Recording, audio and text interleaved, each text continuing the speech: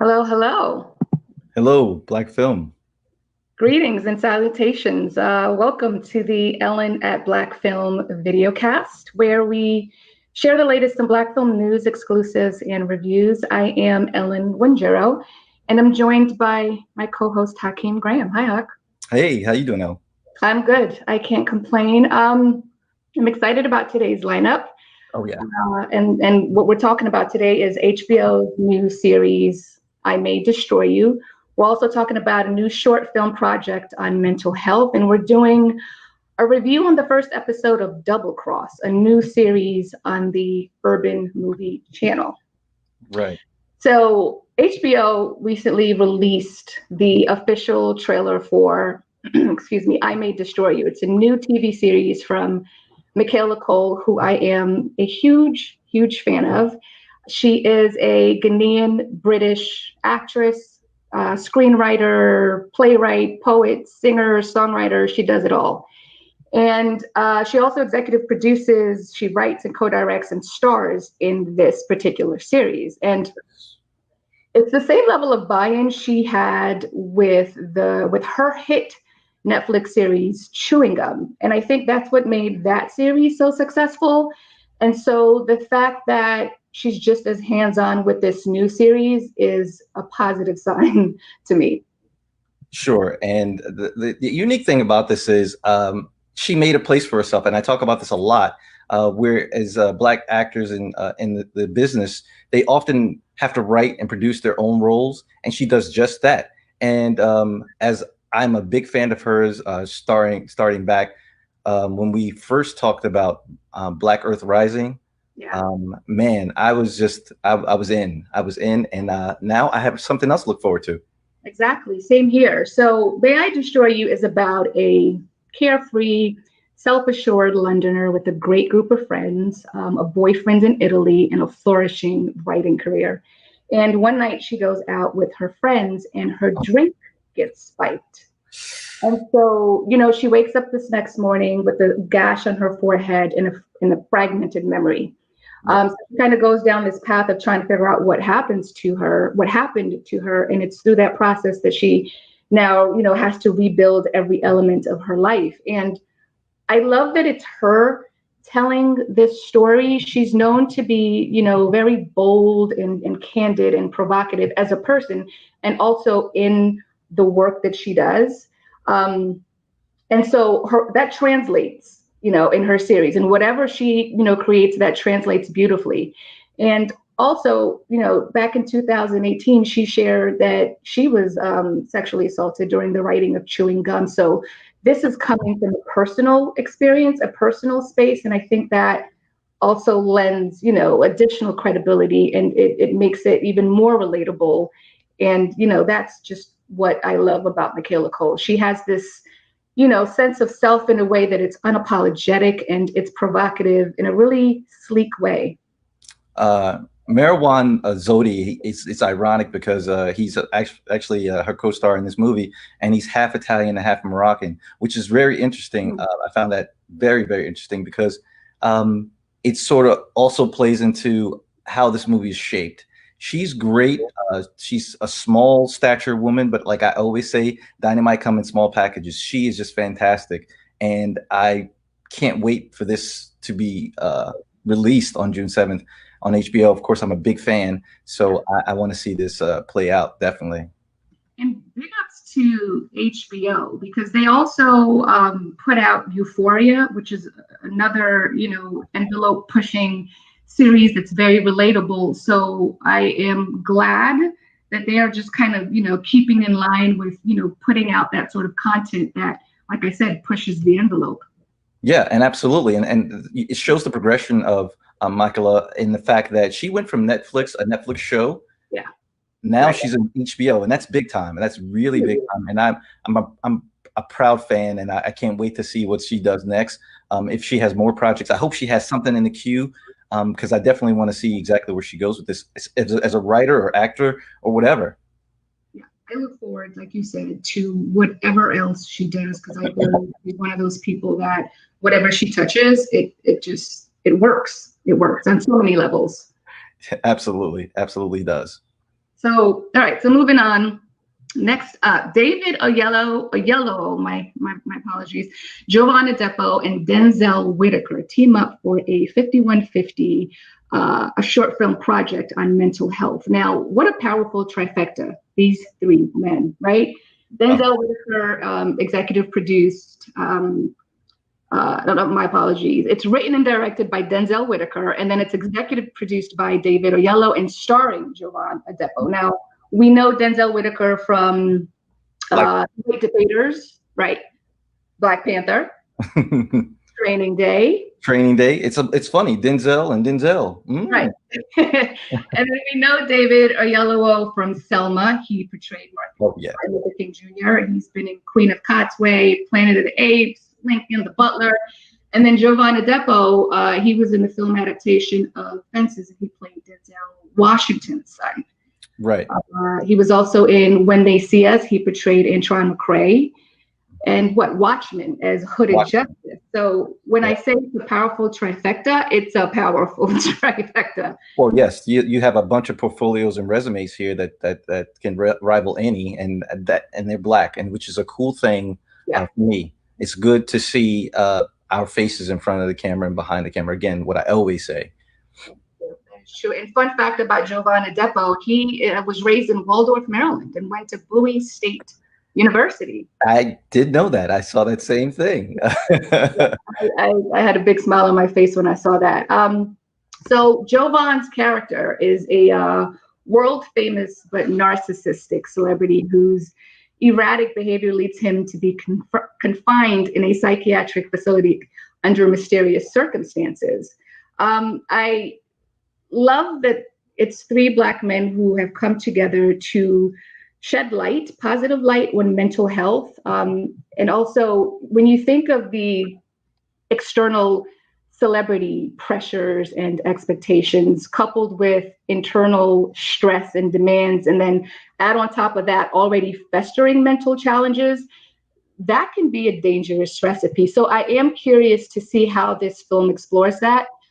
Mental health within the Black community, and like the Blackfilm article says, the sometimes toxic power of celebrity, because those are two things that you don't hear a lot about together. Yeah, that's correct. But I think it's important to get that narrative out there to destigmatize, if you will, the thought that mental health is something other than health. You wouldn't question someone who gets a checkup every year physically. So why would you give somebody some grief about being mentally checked up every year or every month or however you want to do it? I think it's important. I think it's good to get those feelings and thoughts out to someone who is independent of your circle, and they give you a real true thought of what the situation is that you're going through. And I think it's really cool. I myself, I'll be honest, I do it. In fact, I have an appointment tomorrow.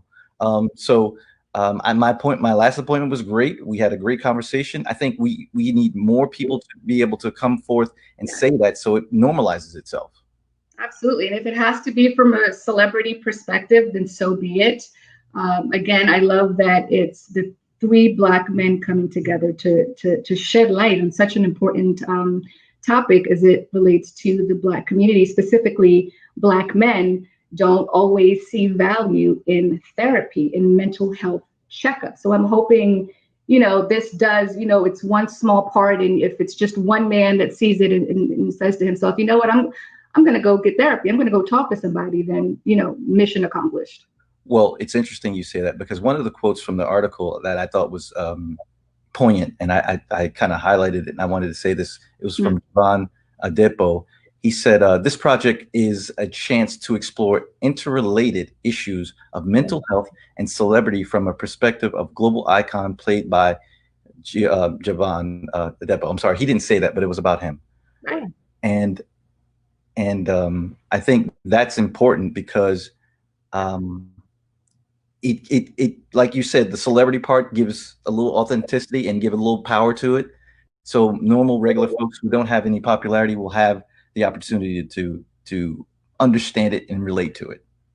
You know what? We hear a lot, maybe not a lot, but we certainly hear enough about white actors who have gone to get therapy or, mental health. They're preaching mental health, but it's not as prevalent in the Black community with Black actors. There was a stigma. I mean, there's a stigma in the Black community. Let's let mince words. I mean, even in my own family. I mean, if I gather, if I told some people in my family, aside from my closer relatives like my mom, my sister, my dad, if I told them, it wouldn't be a real strange thing, right? Mm-hmm. But my extended family, my cousins, and so on, I think they look at it as a sign of weakness, and I think that is the overwhelming thought, which is not true. In fact, I think you have to be really strong to go seek out that help and to embrace it and listen to it and ruminate with it. You know what I mean? I think we as a culture kind of do that to ourselves, and we need to break the mold. And I think one way of breaking the mold is to repeat something over and over, like a mantra. It is not wrong to go to seek mental health. It is not wrong to seek help when you are down. It's not wrong that you are depressed. So those things you have to go through. Now, I'm not depressed, but by all means, if you do have depression, seek help. It couldn't have come at a timely space with everything that's going on with the health crisis, economic crisis. That's even more reason to seek therapy, to seek out somebody to talk to, just to get out whatever's bubbling around in your head. So this film, it's set to film in Los Angeles over the summer. And I appreciate the fact that in the article on Blackfilm, they talk about, how production is facing the added challenges created by the pandemic. And the team has developed production guidelines to keep the cast and crew safe during filming. So I thought that was, it's thoughtful. It's needed, and it's also very thoughtful. Well, it's also one of those things where now we have to change, we have to shift. And I'm not trying to make it an ethnic thing, but the Black community is used to shifting and changing. And I think we do that well. We do it dynamically well in the sense that we do have tribulations with it. Everybody does. We're human. Everybody's human. But we tend to adapt more aptly to those changes, i.e. Post-slavery, i.e. post Jim Crow. We adapt to these situations. We find a way out of no way. And I mean, it's a cliche saying, but it's true. We do well with adversity as a whole. Mm-hmm. At the backbone of that are Black women, which I always give praise to, because they're either on the forefront or they're the backbone of that struggle. So it would be nice to also see some Black women get in there and say this. I know they've said it in the past, but it would be great to include them to show solidarity. And that's how I see it. I mean, I think it's a fantastic thing to highlight in a film. Agreed. And lastly, the name of the project, 5150, I mean, that refers to California law code for the temporary and voluntary psychiatric commitment of individuals who present a danger to themselves or others due to signs of mental illness. So it's aptly titled. Aptly titled, absolutely. Yep. So moving on, last but not least, is our review of Double Cross, which, right? Which is a new series on the Urban Movie Channel. The first episode dropped on May 21st. And Hawk and I talked about this on episode 4, which is on the Blackfilm website. We watched the trailer and we just kind of talked about our thoughts of the trailer and what, if any expectations we had of what this would be. So we watched it, and so I'll just give you a quick synopsis of what it's about. So Ashley Williams plays a prominent emergency physician at an inner city hospital, and her fraternal twin brother, played by Jeff Logan, is the complete opposite of that. He is a drug dealer who runs the Heights, which is the area where they live. And so weeks before Ashley's wedding, she makes a crazy choice that alters her life, and her brother comes to her aid, and the story plays on. Yes, so, also, that's perfect. Also starring Darren DeWitt Henson. We know him from a lot of movies, but this specifically, yeah. Yeah, I believe it was Stomp the Yard. Was it Stomp the Yard? I'm not sure. Yeah, I think he was one of the people in Stomp the Yard. But more important, yes, that's right. More importantly, I think he plays a pivotal role because he anchors this show. He's the only one person that I can readily recognize that has been in the show business a long time, and done some big films.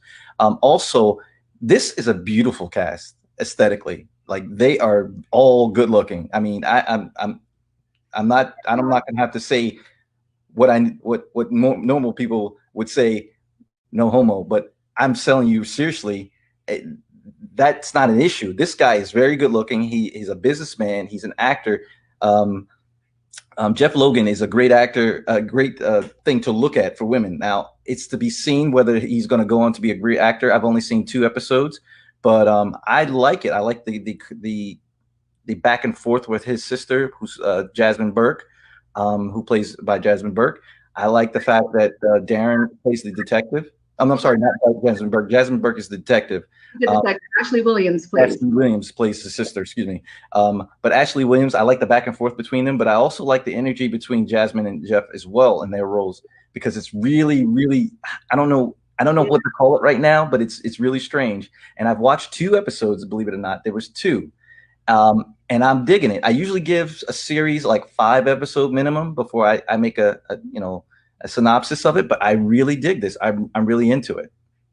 I feel the same way. I've only watched the first episode. I'll be watching the second episode today.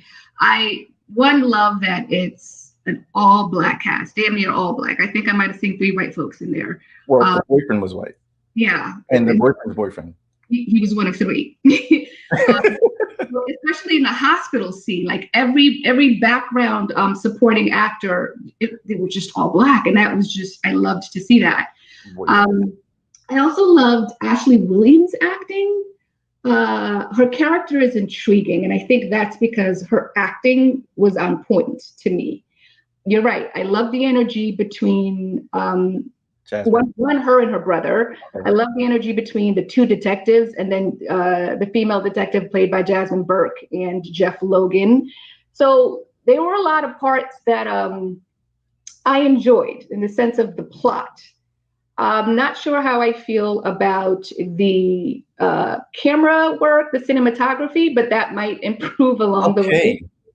Oh my God, I'm so sorry. I was about to mention that. I was just trying to be positive, but the cinematography in the first, all right. So since you didn't watch the second one, right, I'm going to tell you, it gets better. Okay, good. It gets better. The cinematography was questionable in the beginning, and I leave that to nerves. I leave that to the cinematographer. I looked him up. I researched him, and he hasn't done a lot of things. So I'm thinking to myself, he's learning on the fly, and I think as we review and look at film as much as we do, we have to give him a little bit of allowance to grow and see where he goes with it. Now, I do know people in the business, and I knew people who shoot far better, but you know what? I like what he's doing so far. So let's just give him a chance.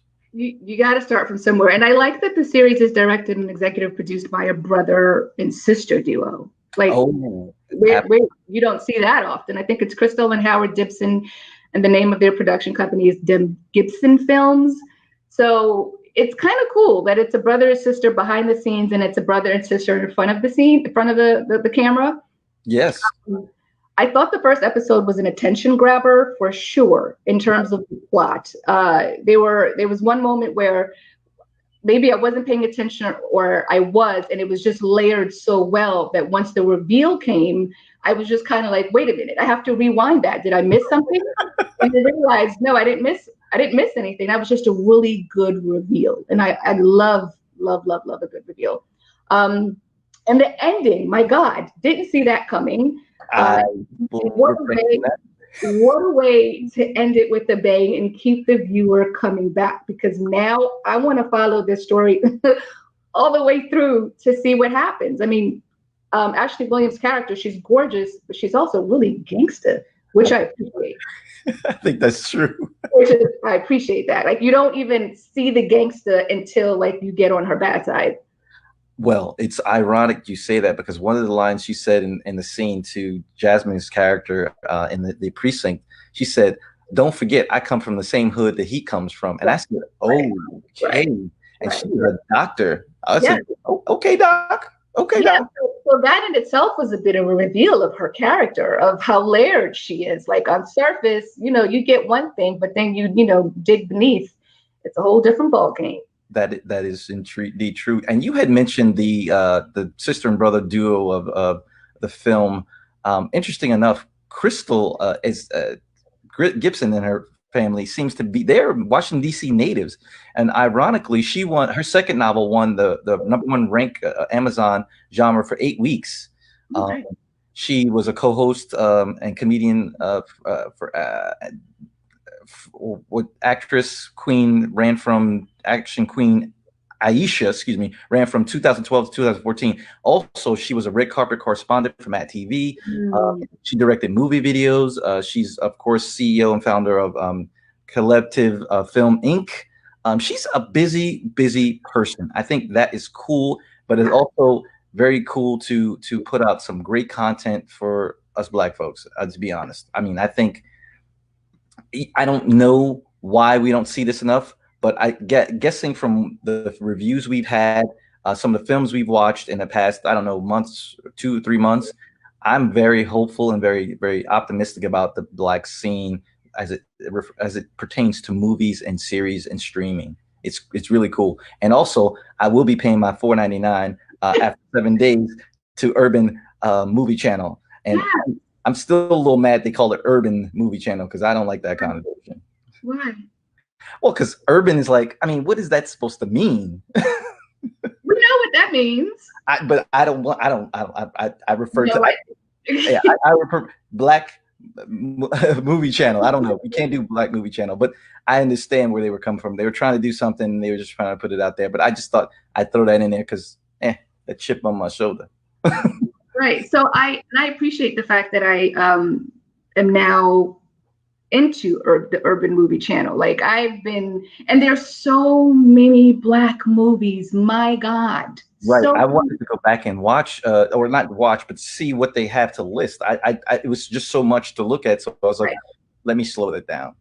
And it's a mixture of original TV series, original movies, old school movies. It's just like the one-stop shop of Black TV, Black film, and I love that. So yeah, it's worth $4.99 a month. Like, come on, let's support. Support ourselves. $5. That's that Starbucks coffee you would have bought anyway. Right. It's probably not even good for you. So on a scale of 1 to 10, Hawk, what would you give Double Cross thus far? Recognizing there's room for growth.